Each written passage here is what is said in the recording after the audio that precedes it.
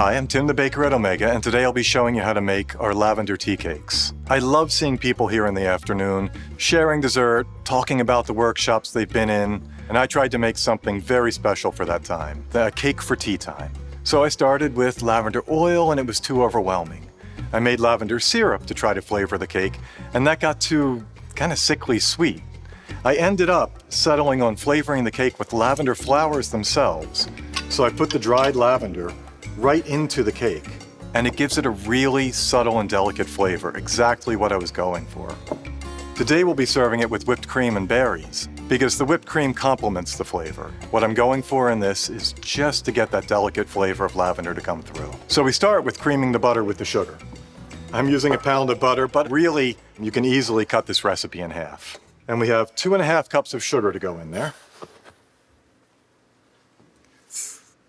Creaming butter and sugar is important. It's an important step. You're trying to incorporate a little bit of air into this, but you can't go too far that everything gets very warm. Cream it for a while, check that all the butter is mixed sufficiently with the sugar, and then let it go a bit more. If it starts to get too warm, you're going to lose your ability to hold structure in the cake. There we go. Make sure everything is off the bottom. There's no extra big clumps. And I'm going to start to crack the eggs. This recipe uses a ton of eggs. I started with a regular gluten cake recipe. In that recipe, I called for about an equal amount of eggs and buttermilk. But as I started baking the cakes, I was never getting the structure I wanted. I wanted more protein, I wanted more eggs. So I kept decreasing the buttermilk and adding eggs. It got to the point with about 2 tablespoons of buttermilk is all I had left in the recipe. So I just dropped the buttermilk entirely from the recipe. And all the liquid in this cake is coming from the eggs. So now we'll add the vanilla right to the eggs.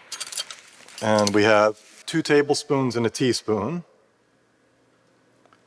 I'm going to add these while mixing, one at a time. What that means is to kind of let one egg incorporate mostly before you add the next egg. You don't want to add them all at once because everything just spins around as a soup. If you add them too slowly, you kind of destroy this nice little matrix of potential bubbles that we've developed in the butter by creaming it carefully. So here we go, one at a time, adding the eggs.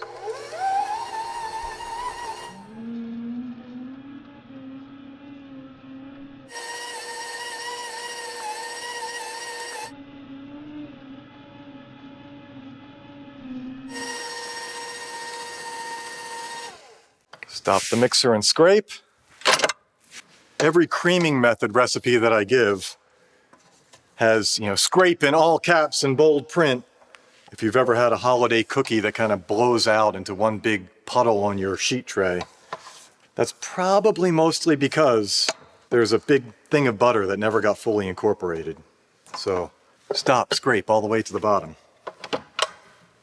We're going to add the flour now. I'm using my gluten-free flour mix, which is 3 different kinds of rice flour, some tapioca starch, and xanthan gum. You can certainly make this. It requires a lot of open bags in your pantry, and the recipe should take anything that's on the supermarket shelves for gluten-free flour.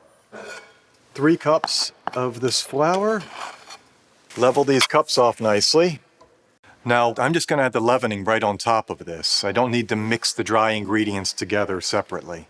This recipe calls only for baking powder, no soda. You'll often see both in a recipe, and that's mostly to just make a good acid balance. But I took away all the acid when I took away all the buttermilk, and that left me with just the eggs, so just baking powder now. 2 2/3 teaspoons. I'm going to measure these carefully. And salt, 2 1/4 teaspoons. So here goes this slow speed mix. So we don't have to worry about over mixing, but we do want to treat this carefully, delicately. What we did when we were creaming is made niches for air bubbles to form. And then we have the leavener that is going to react to the heat and create gases to fill those bubbles. And as much as I'm grateful for these mixing machines, I finish by hand. And again, that's my way of ensuring that everything down to the bottom is perfectly mixed. we want 2 tablespoons and 2 teaspoons of this lavender. This is a pretty careful measurement. You get much more than this, and then you start to notice you've got dried flowers in your cake. You get a lot less than this, and you're not going to taste that lavender. It really is just enough and carefully balanced. The whole thing about this cake is the subtlety of the flavor. There we go. I'm just going to stir that in by hand.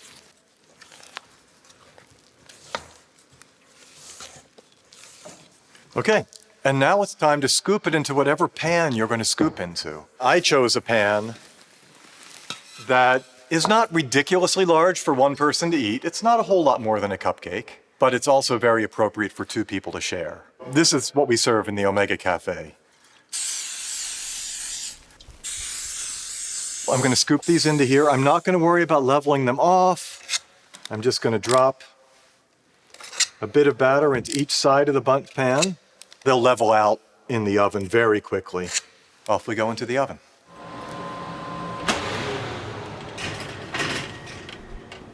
All right, while those are in the oven, let's whip some cream. I've got a lot of cream here. So we're going to add our vanilla right now, 2 tablespoons. And we'll start this whipping. While it's going, I'm going to add 3 or 4 tablespoons of sugar. I'll split the difference into 3.5. I've over-whipped cream a couple of times, and they say that when you over-whip cream, you get butter. And I cannot wait to try that. If we're going to do this just right, we're not going to over-whip. I can see in the bowl now that the cream is starting to splash less freely. It's starting to get some air incorporated in it. It's holding the trail of the whisk pretty firmly now, and I'm going to cut it. Let's see how we're doing here. Pull this out, and there we go. Not sticking straight up, just a little bit falling to the side, which is perfect.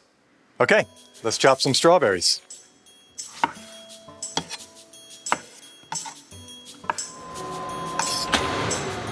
I'm not going to tell you how long to bake it for. That'll depend on your pan, your oven, how big your cakes are.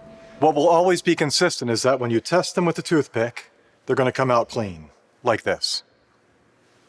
We got good color and a good little bit of crowning. I don't want these to come up to be really huge things. This looks perfect. A trick for depanning, especially when you're using a tricky bundt pan like this, is to let the cakes get just cool enough that you can handle it with your bare hands. If you go much beyond that, they're going to stick back in the pan. If you do it too early, if you do it while it's too hot, the cakes themselves are too delicate.